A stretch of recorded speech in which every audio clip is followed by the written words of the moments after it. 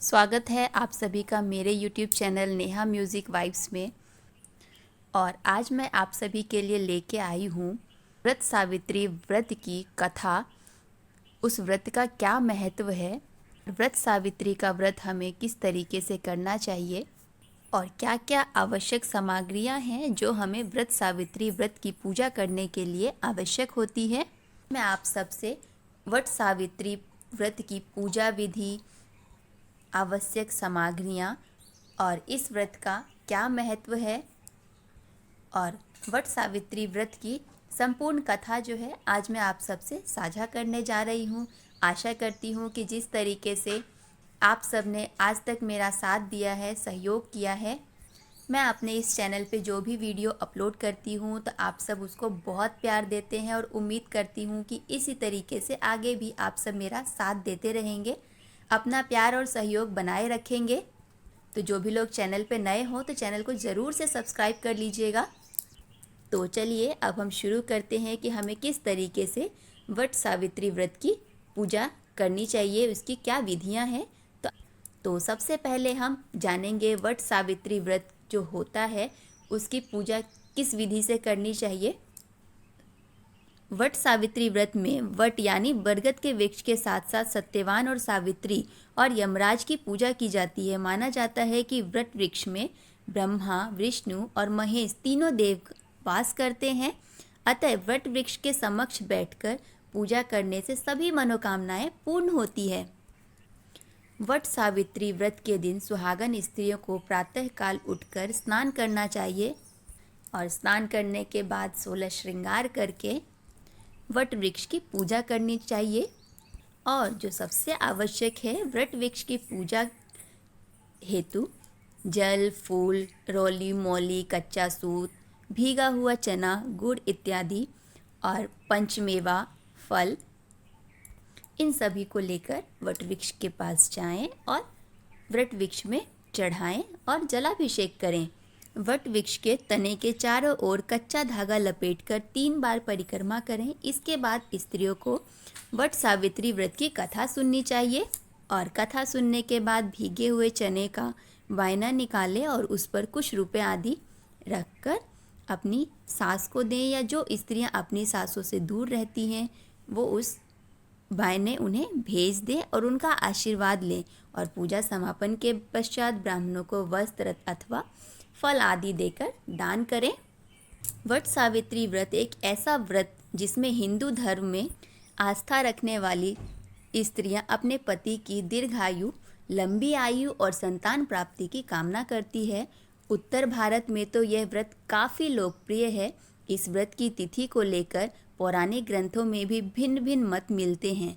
दरअसल इस व्रत को ज्येष्ठ माह की अमावस्या और इसी माह की पूर्णिमा को मनाया जाता है।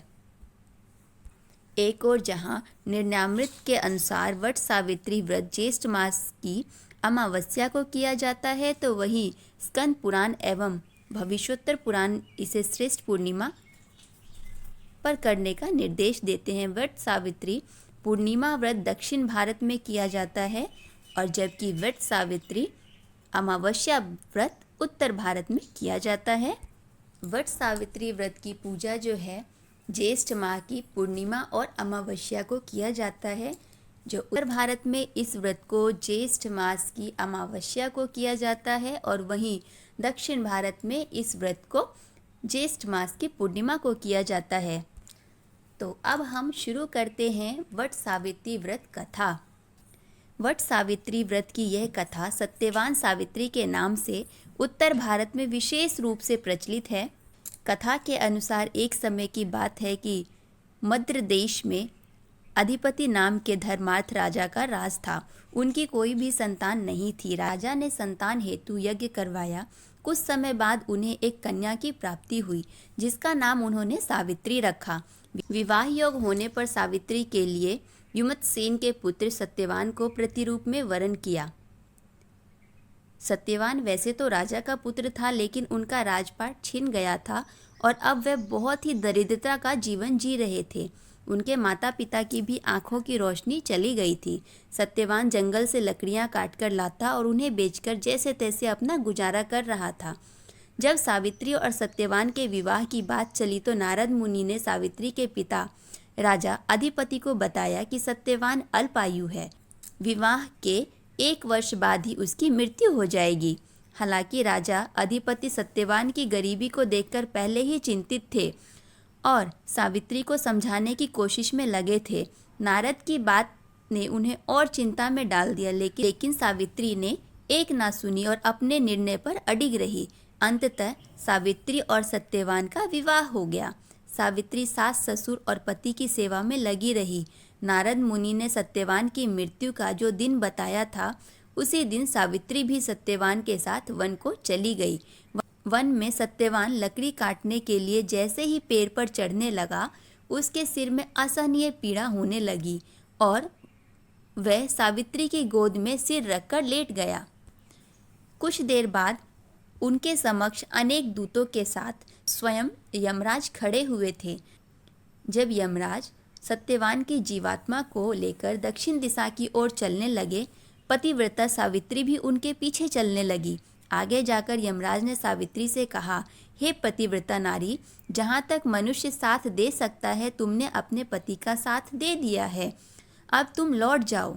इस पर सावित्री ने कहा, जहाँ तक मेरे पति जाएंगे वहाँ तक मुझे जाना चाहिए, यही सनातन सत्य है। यमराज सावित्री की वाणी सुनकर प्रसन्न और उसे वर मांगने को कहा। सावित्री ने कहा, मेरे सास ससुर अंधे हैं, उन्हें नेत्र ज्योति दे। यमराज ने तथास्तु कहकर उसे लौट जाने को कहा और आगे बढ़ने लगे, किंतु सावित्री यम के पीछे ही चलती रही। यमराज ने प्रसन्न होकर पुनः वर मांगने को कहा। सावित्री ने वर मांगा, मेरे ससुर का खोया हुआ राज्य उन्हें वापस मिल जाए। यमराज ने तथास्तु कहकर पुनः उसे लौट जाने को कहा, परंतु सावित्री अपनी बात पर अटल रही और वापस नहीं गई। सावित्री की पति भक्ति देखकर यमराज पिघल गए और उन्होंने सावित्री से एक और वर मांगने के लिए कहा। तब सावित्री ने वर मांगा, मैं सत्यवान के 100 पुत्रों की माँ बनना चाहती हूँ, कृपा कर आप मुझे ये वरदान दे। सावित्री की पति भक्ति से प्रसन्न हो इस अंतिम वरदान को देते हुए यमराज ने सत्यवान जीवात्मा को पास से मुक्त कर दिया और अदृश्य हो गए। सावित्री जब उसी वट वृक्ष के पास आई तो उसने पाया कि वट वृक्ष के नीचे पड़े सत्यवान के मृत शरीर में जीव का संचार हो रहा है। कुछ देर में सत्यवान उठकर बैठ गया। उधर सत्यवान के माता पिता की आंखें भी ठीक हो गई और उनका खोया हुआ राज्य भी वापस मिल गया। तो जैसा कि इस कथा से ज्ञात होता है कि यह पर्व हर परिस्थिति में अपने जीवन साथी का साथ देने का संदेश देता है। इससे ज्ञात होता है कि पतिव्रता स्त्री में इतनी ताकत होती है कि वह यमराज से भी अपने पति के प्राण वापस ला सकती है।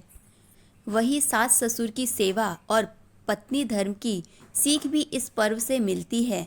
मान्यता है कि इस दिन सौभाग्यवती स्त्रियां अपने पति की लंबी आयु, स्वास्थ्य और उन्नति और संतान प्राप्ति के लिए यह व्रत रखती हैं।